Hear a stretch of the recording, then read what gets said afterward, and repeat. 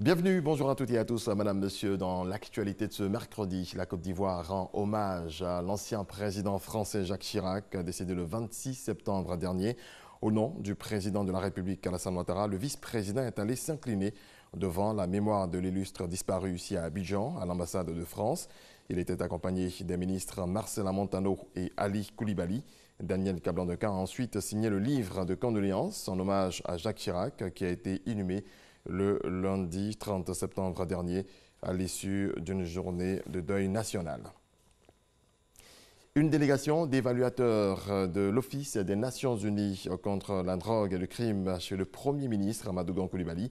Cette délégation, conduite par Jennifer Bradford, expert anticorruption de cet office, est venue pour le second cycle d'évaluation du mécanisme mis en place par la Côte d'Ivoire en matière de lutte contre la corruption. Il s'agit pour nous de comprendre ce qui se fait dans le pays, examiner en termes de dispositif juridique national et sa conformité par rapport à la Convention des Nations Unies contre la corruption, a dit le chef de la délégation. Cette évaluation se tient du 8 au 10 octobre prochain.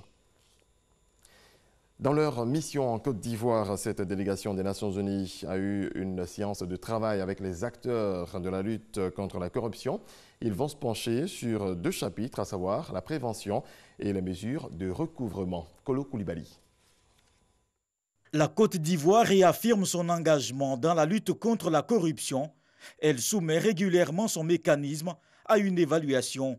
Une équipe d'experts de l'ONUDC, l'Organisation des Nations Unies pour la lutte contre la drogue et le crime, est en Côte d'Ivoire. Il s'agit du deuxième cycle d'évaluation, après le premier en 2015, une réunion tenue avec l'ensemble des acteurs nationaux impliqués dans la lutte. Le deuxième cycle qui a démarré en 2016 regarde de plus près, notamment les chapitres 2 sur les mesures préventives et le chapitre 5 sur le recouvrement des avoirs. Le processus aboutit à deux documents, notamment le résumé analytique qui devient un document officiel des Nations Unies qui sera donc publié. C'est en 2012 que la Côte d'Ivoire ratifie la Convention des Nations Unies pour la lutte contre la corruption, des engagements que le pays respecte. La Côte d'Ivoire a rejoint le rang des nations qui ont décidé de faire de la prévention et de la lutte contre la corruption leur cheval de bataille. C'est pourquoi la Côte d'Ivoire n'a eu de cesse de participer activement au mécanisme d'examen de l'application de cette convention. Les résultats de cet examen mettront en évidence les avancées réalisées par notre pays en matière de lutte contre la corruption et constitueront certainement un atout susceptible d'améliorer son rang au classement des pays les moins corrompus et donc conséquemment l'environnement des affaires. Pour cette réunion, des experts sont venus de Djibouti, Hongrie et des membres de l'ONUDC. La délégation s'est aussi entretenue avec Ngolo Koulibaly, le président de la Haute Autorité pour la bonne gouvernance. L'accord de financement du projet de métro d'Abidjan a été signé à la primature. C'est le groupe Bouygues Construction qui va réaliser le projet dont le budget définitif est estimé à 1,360 milliard d'euros, plus de 890 milliards de francs CFA. Abdoulaye Koné. C'est un projet qui sera exécuté au début de l'année prochaine. Le groupe Bouygues Construction vient de signer avec l'État de Côte d'Ivoire le protocole du projet technique définitif du métro d'Abidjan. C'est un métro extrêmement moderne qui sera réalisé et mis en service ici à Abidjan, donc dans les toutes prochaines années. Le montant, je crois qu'on peut l'officialiser, c'est un projet qui va représenter un investissement de 1,360 milliard d'euros. La signature de l'accord sur le coût global du projet ouvre la voie au grand chantier. L'ouvrage devrait donner un véritable coup d'accélérateur à l'urbanisation de la capitale économique ivoirienne. Maintenant, tout est sur les rails. C'est un ouvrage important sur la lagune qui va être fait. C'est des populations qui vont être déplacées et recasées dans de bonnes conditions, mais c'est aussi une bonne participation donc, à la résolution de la question de la mobilité à Abidjan. Nous prévoyons de transporter donc, à terme à peu près 500 millions de passagers donc, chaque année. Donc, ce qui est important donc, pour la ville d'Abidjan, principalement pour les communes d'Anyama, d'Abobo, d'Adjamé, du plateau de 13 000 Marcory et Port-Boué. Donc c'est quasiment toute la ville d'Abidjan qui est traversée par ce projet. Donc voilà l'impact de ce projet qui va être réalisé donc assez rapidement. Maintenant, nous avons tous les clés pour réaliser le projet. Premier du genre, en Afrique subsaharienne, la ligne 1 du métro d'Abidjan va générer un peu plus de 2000 emplois directs. Il devrait rentrer en service en 2024. La ministre de l'Éducation nationale a convié les organisations syndicales de son ministère à un dîner, ce dans le cadre de la Journée mondiale de l'enseignant, une initiative qui vise à rapprocher davantage ces organisations de la tutelle et jeter les bases d'une année scolaire 2019-2020 réussie. Regardez. Les acteurs du secteur éducation-formation et leur tutelle échangent autour d'un dîner. Il s'agit, dans un contexte de célébration de la journée de l'enseignant, de briser le mur de méfiance entre les différents acteurs de ce secteur et œuvrer pour un climat apaisé en cette année scolaire 2019-2020. L'initiative réjouit les responsables du syndicat. Il faudrait que nous posions des bases fortes pour une cohésion totale, pour qu'ensemble, nous puissions atteindre nos objectifs. C'est le signe d'une année qui augure d'excellents rapports entre votre département ministériel et nous, les enseignants représentés ici par les leaders. Nous vous encourageons à continuer les négociations avec tous les syndicats en vue de l'amélioration des conditions de travail et de vie de nos syndiqués. Une occasion saluée par le secrétaire d'État chargé de l'enseignement technique et de la formation professionnelle. Je vous avoue qu'un travail extrêmement important a été fait en termes de performance de l'école ivoirienne, en termes de résultats, en termes de cadre de vie, en termes d'infrastructures et aussi en termes de bien-être pour les animateurs. Pour la ministre de l'Éducation nationale, de l'enseignement technique et de la formation professionnelle, cette rencontre a un réel enjeu. J'ai voulu marquer cette année comme année de l'enseignant. Je voudrais qu'ensemble, nous puissions mettre en place ce programme. Je voudrais qu'ensemble, nous puissions agir à ce que la population nous célèbre. Je vous demande de réfléchir, de faire des propositions pour qu'ensemble, nous puissions poser des actes sociaux en faveur des membres de notre grande famille. Kandia Kamara souhaite que l'enseignant soit célébré dans chaque école, inspection et collège à la faveur de la journée mondiale qui leur est dédiée chaque 5 octobre par l'UNESCO.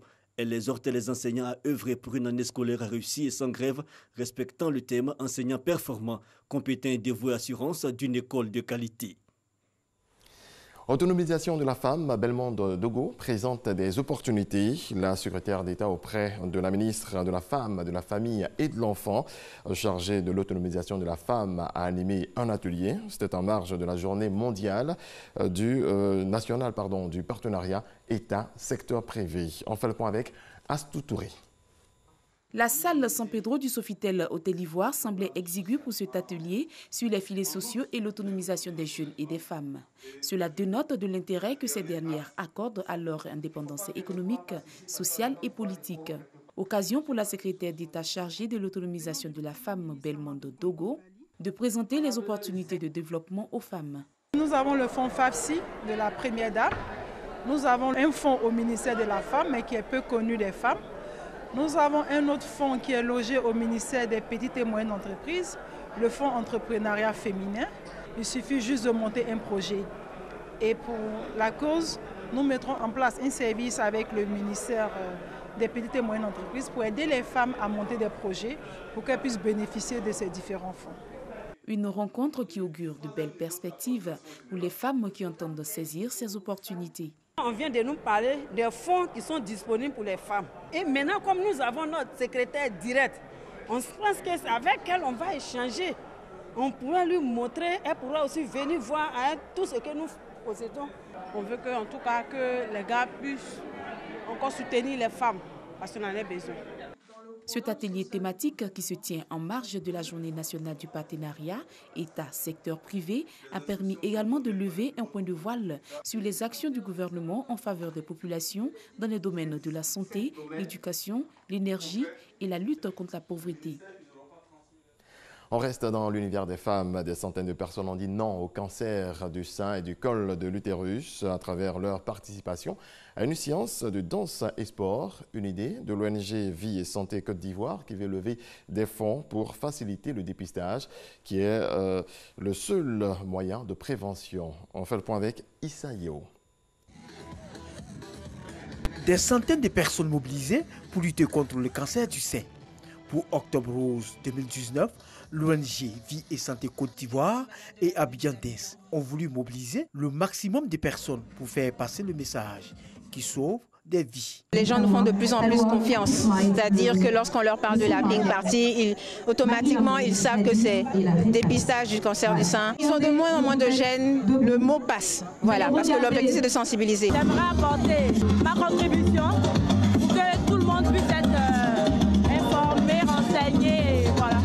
Le thème retenu pour les initiateurs pour la 6e édition de cet événement, dénommé Pink Party, était Dance for Cause. Il s'agissait de danser pour se dresser contre ce cancer qui a déjà fait 12 000 victimes en Côte d'Ivoire, mais surtout d'aider au dépistage précoce à travers des séances gratuites. Une femme sur 12, dit-on, est susceptible de faire un cancer du sein dans sa vie. Donc, il faut se faire dépister précocement pour pouvoir être prise en charge, éviter que les boules qui sont dans le sein se transforment en cancer. Mesdames, les jeunes filles, mes filles, toutes au dépistage. C'est un fléau qui mine la société, qui touche toutes les femmes.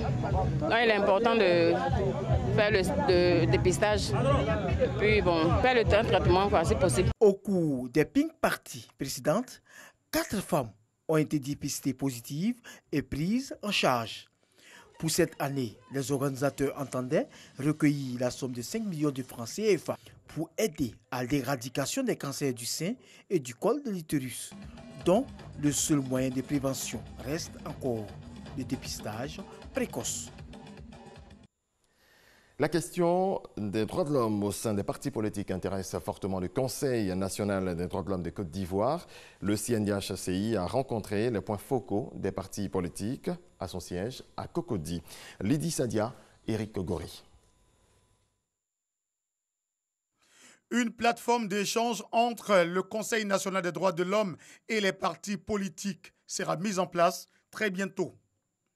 Cette plateforme sera un mécanisme d'interaction entre les deux entités. Il sera question pour la plateforme de faire le point du respect des droits de l'homme par les organisations politiques. Et surtout, le Conseil national des droits de l'homme aura soin de recueillir les attentes des politiques pour améliorer la gestion des questions touchant aux droits de l'homme. Notre souhait aujourd'hui, c'est de mettre en place ces mécanismes de travail entre nous et les points focaux des partis politiques à l'effet d'apaiser la situation sociopolitique et de créer au sein des partis politiques un climat de paix et de sorte à travailler et surtout à ne pas avoir peur, à ne pas se faire peur parce que nous sommes convaincus que 2020 n'accouchera pas 2010. Le RPP, le RACI, l'EDS, le RHDP, le RPCP, ces partis politiques saluent ce rapprochement. Le CNDH, une plateforme qui nous permettra au moins de nous faire entendre par le pouvoir. Cette main qui nous est tendue est la bienvenue. Nous serions saisis. C'est une heureuse occasion pour nous de pouvoir collaborer ensemble avec le CNDH, étant donné que la question des droits de l'homme est très importante pour le RHDP. Nous marquons ici notre attachement à la protection et la défense des droits de l'homme. Nous avons besoin que la Côte d'Ivoire avance, que la Côte d'Ivoire progresse dans le calme, dans la paix. C'est pourquoi le Renouveau pour la paix et la concorde, RPCP, en fait son cheval de bataille. Outre les partis politiques, les organisations publiques, privées, les ONG sont aussi concernés par la question des droits de l'homme.